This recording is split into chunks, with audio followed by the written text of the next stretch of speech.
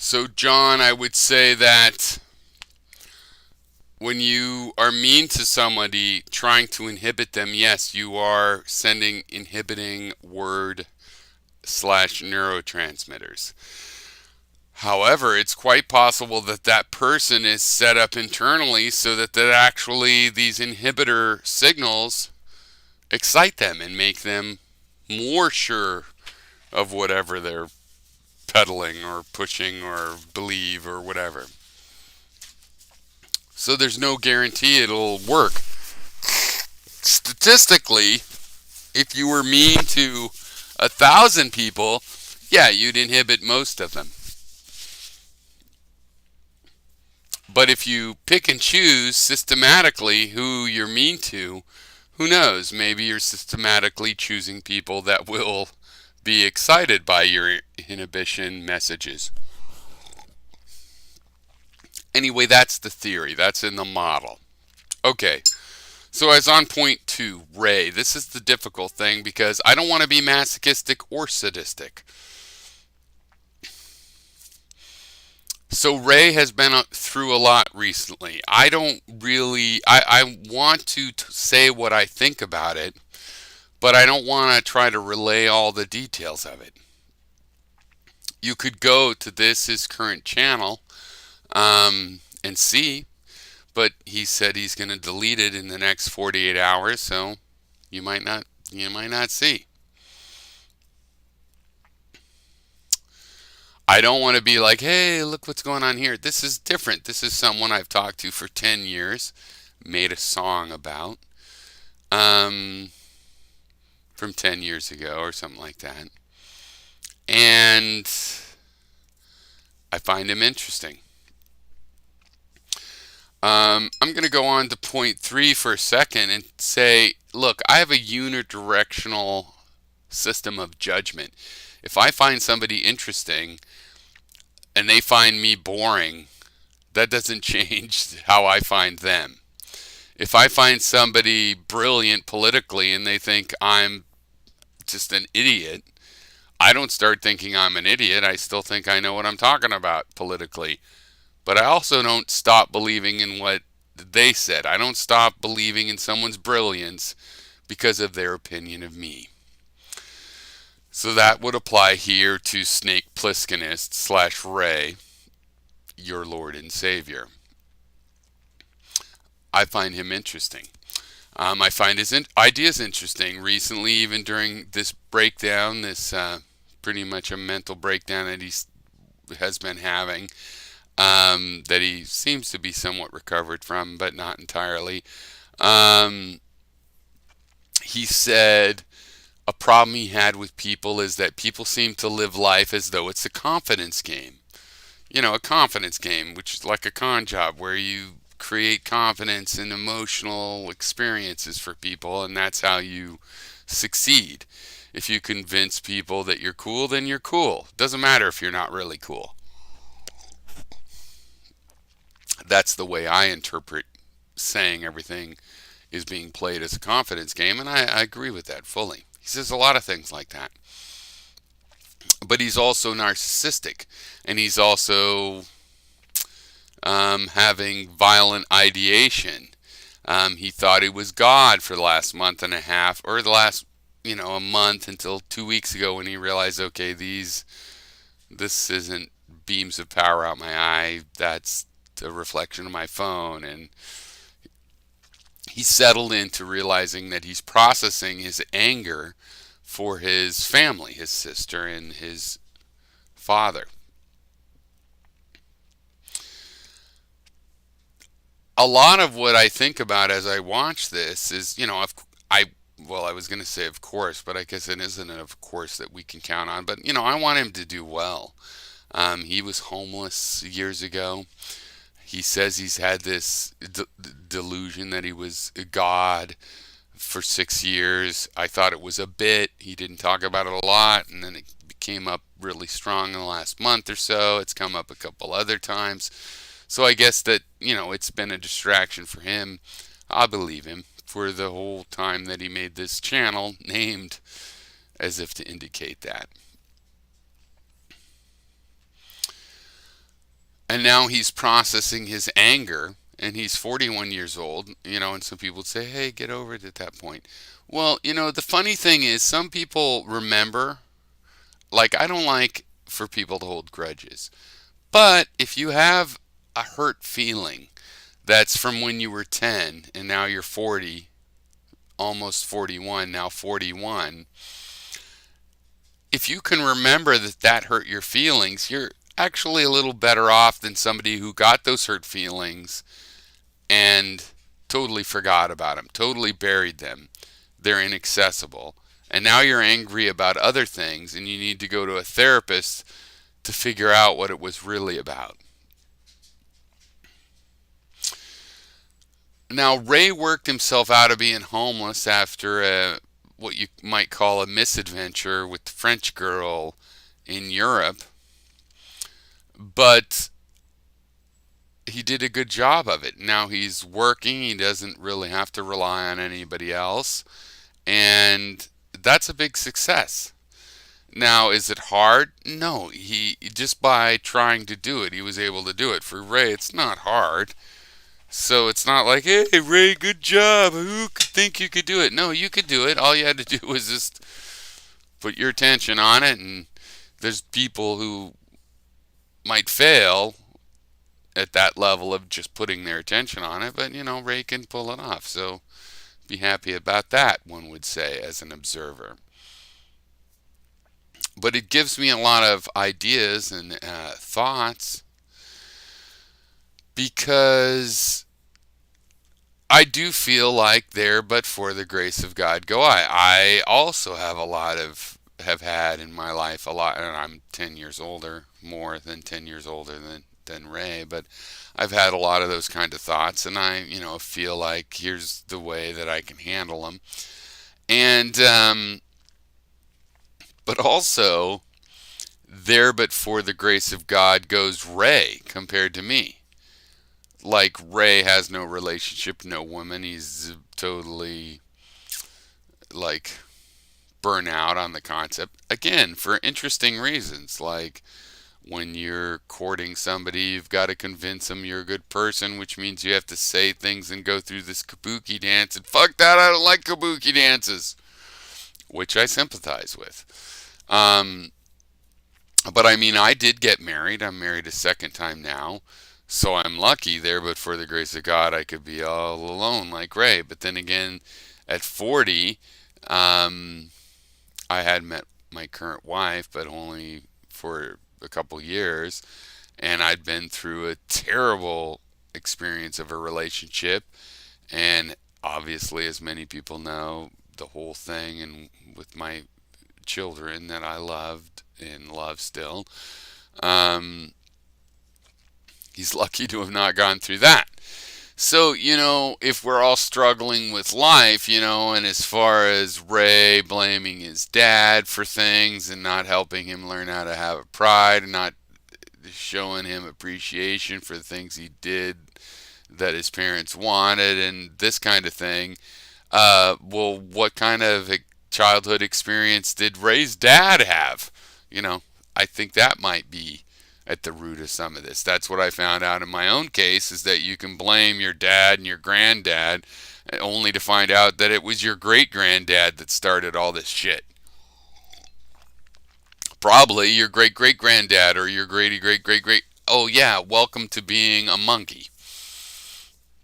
We're all just shit throwing monkeys, so we're doing pretty good. So I hope Ray does well.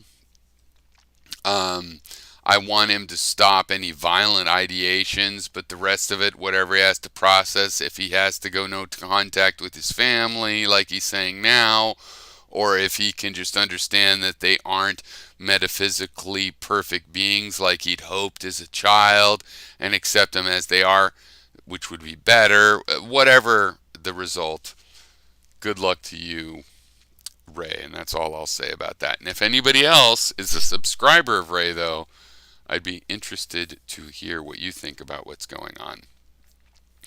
Now, bullet point 3 was unidirectional judgment.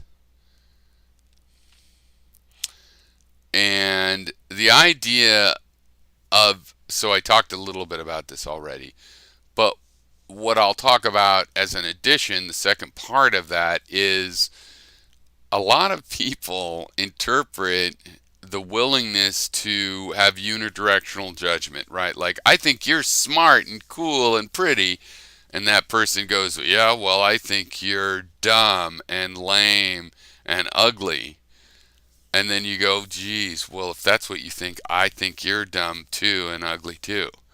And I don't believe in that. It feels dishonest. I would just be like, geez, that's unfortunate, but I still think you're those things. Um, a lot of people these days seem to think that that's like a weakness. Like, ooh, you're letting people step all over you. You think they're great, and they think you're lame. Why are you letting them think that?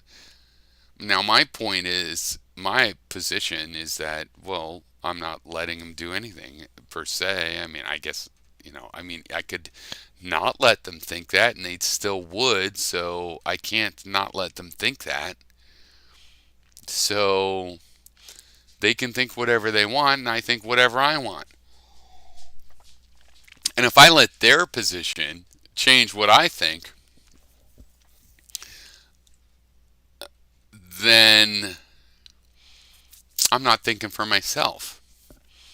Now, of course, as people do this, as you keep this open mind about, well, you're interesting, you still find out about them and why they might have a toxic opinion here or there. And I'm not saying you ignore that because you don't want to become dogmatic. You got to keep your eye open. So it is kind of like a what moment when people have, when you go, hey, I think blah, blah, blah, and you're great. And they go, oh, you're not great. You go, oh, interesting. Well, I still think what I think, but it can eat away at it. I'm not saying that there's not two directions to the relationship or interaction. I'm just saying I make my own decision based on what I think. And for example, I have found Snake Plisskenist interesting for all of these years, and I don't think he's watched my channel all of those years, and it doesn't matter. Well, why would that matter? And I hope him the best. All right. Now, the final thing is I was going to talk about velocity squared because Gary, I noticed, has a new friend, Toady, who it's hard to know what's going on there. And Toady expressed the confusion. Why velocity squared? Which Gary has talked about before, but Gary has also talked about why time squared, sure, square feet, but square time, square seconds? No, surely not. But I saw him explaining to Toady that it was really just a matter of when you have time squared, it's really the same as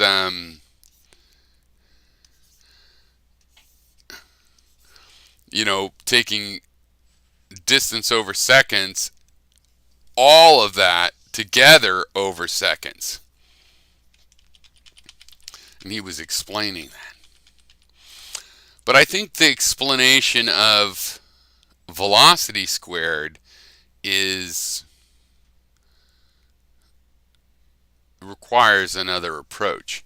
So here's the thing. Remember, velocity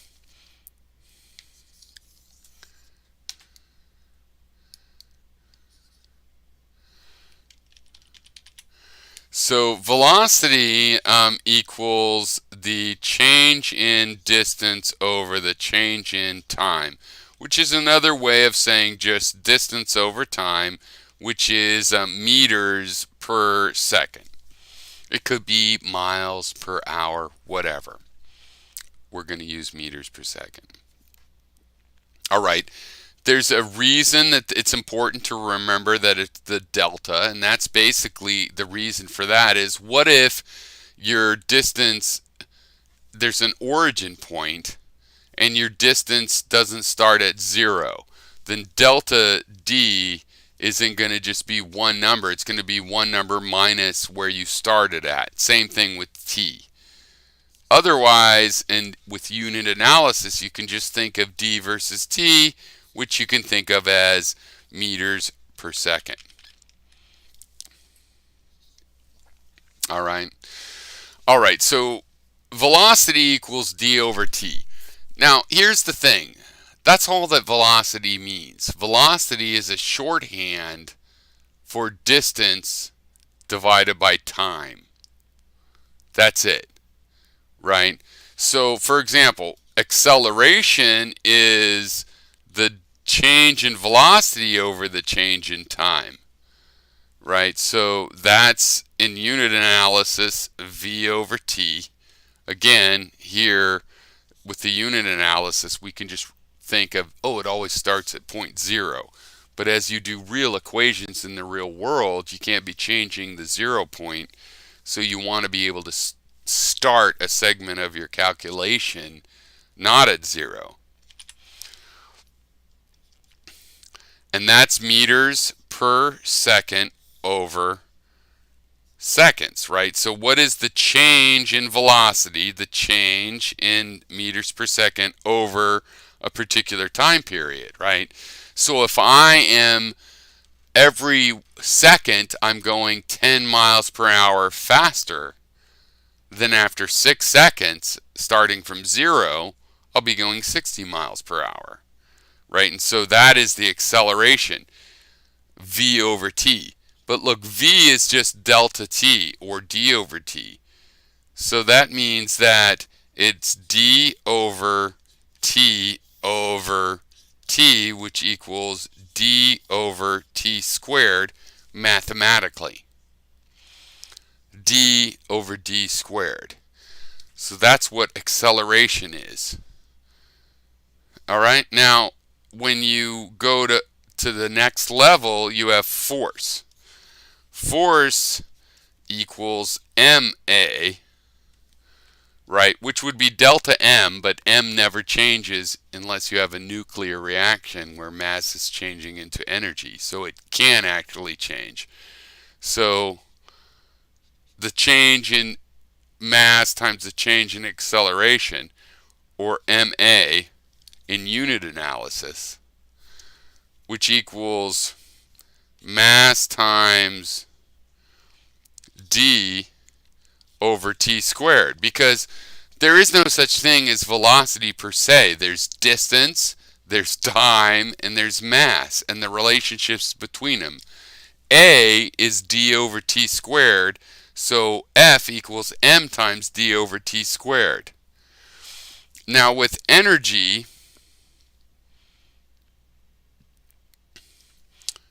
specifically we'll say kinetic energy, sub k, that equals F times the distance. In other words, you apply a force over a certain distance, not a time. You apply a force over a certain distance, that's what we call the energy, and it ends up as kinetic energy, in this case that we're talking about. So F equals md over t squared times d. Well, any person, I don't want to say idiot, can see that this equals mathematically m times d squared over t squared.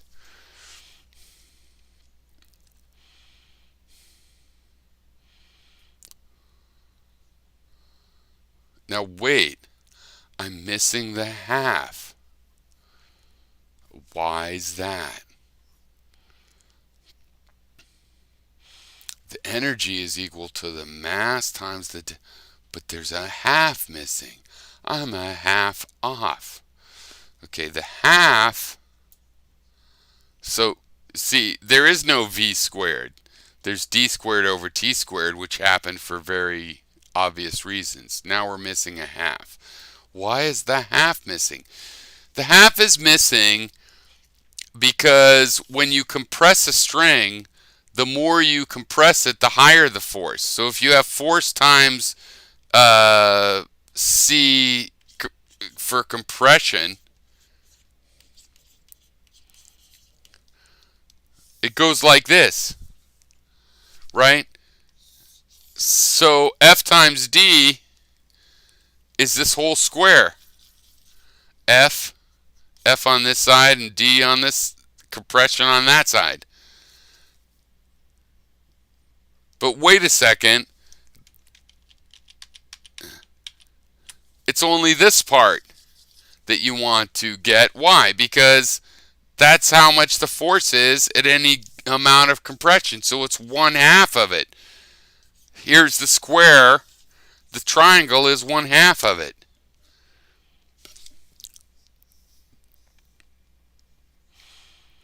So the point is here with the force, the force is not constant with the D. The force of actual equals depends on 1/2 the D.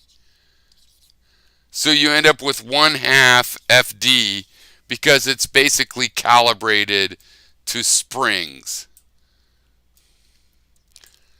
But it's the F equals MA part that leads to the T squared.